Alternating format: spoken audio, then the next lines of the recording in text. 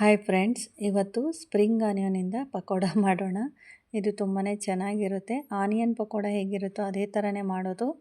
ಅದ್ರ ಜೊತೆ spring onion add ಮಾಡಿದರೆ ನಮಗೆ ಒಂದು ಡಿಫ್ರೆಂಟ್ ಟೇಸ್ಟ್ ಕೊಡುತ್ತೆ. ಸ್ಪ್ರಿಂಗ್ ಆನಿಯನ್ ಸೀಸನ್ ಆಗಿರೋದ್ರಿಂದ ಅದನ್ನು ಯೂಸ್ ಮಾಡಿಕೊಂಡು ನಾವು ಈವ್ನಿಂಗ್ ಸ್ನ್ಯಾಕ್ಸ್ನ ಮಾಡ್ಕೊಬೋದು. ಚಳಿಗಾಲದಲ್ಲಿ ಚೆನ್ನಾಗಿರುತ್ತೆ. ಸೊ ಹೇಗೆ ಮಾಡೋದು ಅಂತ ನೋಡೋಣ. ಮೊದಲು ಸ್ಪ್ರಿಂಗ್ ಆನಿಯನ್ನ ತೊಗೊಂಡಿದ್ದೀನಿ. ಅದನ್ನು ಚಿಕ್ಕದಾಗಿ ಕಟ್ ಮಾಡ್ಕೊತಾ ಇದ್ದೀನಿ ತೆಳ್ಳಗೆ. ನೋಡಿ, ಈ ರೀತಿ ನೀಟಾಗಿ ಎಲ್ಲದನ್ನು ಚಿಕ್ಕದಾಗಿ ಕಟ್ ಮಾಡ್ಕೊಬೇಕು. ಏನಾದರೂ ಡಿಫ್ರೆಂಟಾಗಿ ಟ್ರೈ ಮಾಡಬೇಕು ಅಂದಾಗ ಸ್ಪ್ರಿಂಗ್ ಆನಿಯನಲ್ಲಿ ಪಕೋಡ ಕೂಡ ಮಾಡ್ಕೊಬೋದು, ಪಲ್ಯಗಳನ್ನ ಮಾಡ್ಬೋದು. ನೂಡಲ್ಸ್ಗಳಲ್ಲೂ ಸ್ಪ್ರಿಂಗ್ ಆನಿಯನ್ ಯೂಸ್ ಮಾಡ್ತಾರೆ. ಸ್ಪ್ರಿಂಗ್ ಆನಿಯನ್ ಹೆಲ್ತಿ ಕೂಡ ಸ್ವಲ್ಪ ಒಳ್ಳೆಯದಿರೋದ್ರಿಂದ ನಾವು ಯಾವುದಾದ್ರೂ ಡಿಶ್ಗಳಲ್ಲಿ ಹೇಗೆ ಯೂಸ್ ಮಾಡೋದು ಅಂತ ಟ್ರೈ ಮಾಡ್ತಾ ಇರಬೇಕು.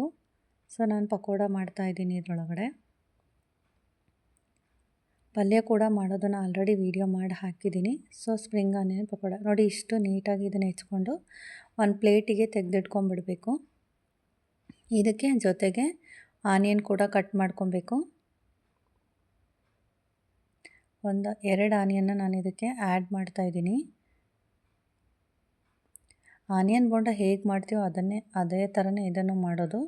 ಬಟ್ ಇದಕ್ಕೆ ಸ್ಪ್ರಿಂಗ್ ಆನಿಯನ್ನ ಆ್ಯಡ್ ಮಾಡ್ತಾಯಿದ್ದೀನಿ ಅಷ್ಟೇ. ಉದ್ದುದ್ದಾಗಿ ತೆಳ್ಳಗೆ ಕಟ್ ಮಾಡ್ಕೊಬೇಕು ಆನಿಯನ್ನ. ಈ ರೀತಿ ನೀಟಾಗಿ ಕಟ್ ಮಾಡಿಕೊಂಡು ಅದ್ರ ಜೊತೆ ಹಸಿಮೆಣ್ಸಿನ್ಕಾಯಿ, ಕೊತ್ತಂಬರಿ ಸೊಪ್ಪು, ಕರ್ಬೇವಿನ ಸೊಪ್ಪು ಕೂಡ ಕಟ್ ಮಾಡ್ಕೊಬೇಕು. ನೋಡಿ, ಅದಷ್ಟಕ್ಕೆ ನಾನು 2 ಆನಿಯನ್ ಹಾಕ್ತಾಯಿದ್ದೀನಿ. ಬರೀ ಅದೇ ಹಾಕಿ ಮಾಡಿದರೆ ಅದು ಟೇಸ್ಟ್ ಬರೋದಿಲ್ಲ, ಪಕೋಡ ಮಾಡೋಕ್ಕೆ ಕಷ್ಟ ಆಗುತ್ತೆ. ಸೊ ಅದಕ್ಕೆ ಆನಿಯನ್ ಆ್ಯಡ್ ಮಾಡಿದರೆ ನಮಗೆ ಪಕೋಡ ಮಾಡೋಕ್ಕೆ ಈಸಿ ಆಗುತ್ತೆ ಮತ್ತು ಟೇಸ್ಟ್ ಕೂಡ ಚೆನ್ನಾಗಿರುತ್ತೆ. ಹಾಗಾಗಿ ಆನಿಯನ್ ಕೂಡ ಇದಕ್ಕೆ ಆ್ಯಡ್ ಮಾಡಬೇಕು. ಈ ರೀತಿ ತೆಳ್ಳಗೆ ಕಟ್ ಮಾಡ್ಕೊಬೇಕು ಆನಿಯನ್ನ. 2 ಆನಿಯನ್ ಇದಕ್ಕೆ ಹಾಕ್ತಾಯಿದ್ದೀನಿ. ಇದು ಕೂಡ ಒಂದು ಪ್ಲೇಟಿಗೆ ತೆಗೆದಿಟ್ಕೊತಾ ಇದ್ದೀನಿ. ಈಗ ನೋಡಿ, ಅದೇ ರೀತಿ ಚಿಕ್ಕದಾಗಿ ಖಾರಕ್ಕೆ ಹಸಿಮೆಣ್ಸಿನ್ಕಾಯಿ ಒಂದು 5-6 ತೊಗೊಂಡಿದ್ದೀನಿ. ಸ್ವಲ್ಪ ಕರ್ಬೇವಿನ ಸೊಪ್ಪು, ಸ್ವಲ್ಪ ಕೊತ್ತಂಬರಿ ಸೊಪ್ಪು ಕಟ್ ಮಾಡ್ಕೊಂಡಿದ್ದೀನಿ. ಒಂದು ಬೌಲ್ ತೊಗೊಂಡು ಸ್ಪ್ರಿಂಗ್ ಆನಿಯನ್ ಮತ್ತು ಆನಿಯನ್ಗೆ ಏನು ಕಟ್ ಮಾಡ್ಕೊಂಡಿರ್ತೀವೋ ಅದು ಹಾಕ್ಕೊಂಡು ಅದಕ್ಕೆ ಕೊತ್ತಂಬರಿ ಸೊಪ್ಪು, ಕರ್ಬೇವಿನ ಸೊಪ್ಪು, ಹಸಿಮೆಣ್ಸಿನ್ಕಾಯಿ ಹಾಕ್ಕೊಂಡು ಒಂದು ಸ್ವಲ್ಪ ಕಡಲೆ ಹಿಟ್ಟು ಹಾಕ್ಕೊಂಡು ಒಂದು ಬೌಲ್ ಕಡಲೆ ಹಿಟ್ಟು ಹಾಕ್ಕೊತಿದ್ದೀನಿ. ಅದ್ರಲ್ಲಿ 1/4 ಭಾಗ ಅಕ್ಕಿ ಹಿಟ್ಟು ಹಾಕ್ಕೊತಾ ಇದ್ದೀನಿ. ಇದಕ್ಕೆ ಹೂವಿನ ಕಾಳು ಅಂತಾರಲ್ಲ, ಸಣ್ಣ ಜೀರಿಗೆ, ಅದನ್ನು ಹಾಕ್ತಾಯಿದ್ದೀನಿ. ಬೋಂಡಾಗ ಹಾಕ್ತೀವಲ್ಲ ಅದೇ ಥರನೇ, ಎಲ್ಲ ಬೋಂಡ ಥರನೇ. ಸ್ವಲ್ಪ ಮೆಣಸಿನ ಪುಡಿನ ಆ್ಯಡ್ ಮಾಡ್ತಾಯಿದ್ದೀನಿ. ಆಮೇಲೆ ಉಪ್ಪಿನ ಪುಡಿ ಹಾಕ್ಕೊಳ್ತಾ ಇದ್ದೀನಿ ಇದಕ್ಕೆ. ಮತ್ತು ಸ್ವಲ್ಪ ಸೋಡಾ ಪುಡಿ ಹಾಕ್ಕೊತಾ ಇದ್ದೀನಿ. ಒಂದು ಚಿಟಿಕೆಯಷ್ಟು ಸೋಡಾ ಪುಡಿ ಅಷ್ಟೇ. ಮೊದಲು ಇದನ್ನು ನೀರಿನ ಅಂಶ ಎಲ್ಲ ಆನಿಯನಲ್ಲಿ ಎಲ್ಲ ಇರುತ್ತಲ್ಲ, ನೀರು ಹಾಕ್ಕೊಳ್ಳದೆ ಫಸ್ಟ್ ಎಲ್ಲದನ್ನು ನೀಟಾಗಿ ಮಿಕ್ಸ್ ಮಾಡಿಕೊಂಡೆ. ಉಪ್ಪು ಖಾರ ನೀಟಾಗಿ ಎಲ್ಲ ಕಡೆನೂ ಆಗುತ್ತೆ.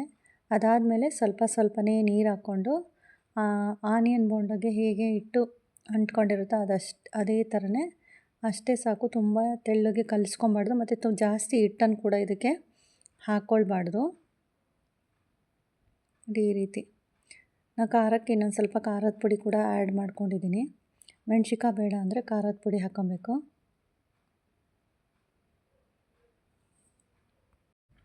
ಕಲಿಸ್ಕೊಂಡಾದ್ಮೇಲೆ ಈ ರೀತಿ ಎಣ್ಣೆ ಕಾಯ್ದ ಮೇಲೆ ಮೀಡಿಯಮ್ ಫ್ಲೇಮಲ್ಲಿ ನಾವು ಬೋಂಡಾನ ಹೇಗೆ ಫ್ರೈ ಮಾಡ್ತೀವೋ ಆ ರೀತಿ ಫ್ರೈ ಮಾಡಿದರೆ ನಮಗೆ ಸ್ಪ್ರಿಂಗ್ ಆನಿಯನ್ ಬೋಂಡ ರೆಡಿಯಾಗುತ್ತೆ. ಮೀಡಿಯಮ್ ಫ್ಲೇಮಲ್ಲಿ ಬೇಯಿಸೋದ್ರಿಂದ ಕ್ರಿಸ್ಪಿಯಾಗಿ ಬರುತ್ತೆ ಮತ್ತು ಒಳಗಡೆ ಎಲ್ಲ ನೀಟಾಗಿ ಬೇಯುತ್ತೆ. ಇಷ್ಟೇ. ಒಂದ್ಸಲ ಮನೆಯಲ್ಲಿ ಟ್ರೈ ಮಾಡಿ ನೋಡಿ. ಸ್ಪ್ರಿಂಗ್ ಆನಿಯನ್ ಸಿಕ್ಕಾಗ ಈ ರೀತಿ ಹೊಸದಾಗಿ ಏನಾದರೂ ಟ್ರೈ ಮಾಡಿದರೆ ಟೇಸ್ಟ್ ಕೂಡ ಡಿಫ್ರೆಂಟಾಗಿರುತ್ತೆ ಮತ್ತು ಹೊಸದಾಗಿ ಏನಾದರೂ ಮಾಡಿದರೆ ತುಂಬ ಇಷ್ಟ ಆಗುತ್ತೆ ಎಲ್ಲರಿಗೂ. ಒಂದು ಸಲ ಟ್ರೈ ಮಾಡಿ. Thank you.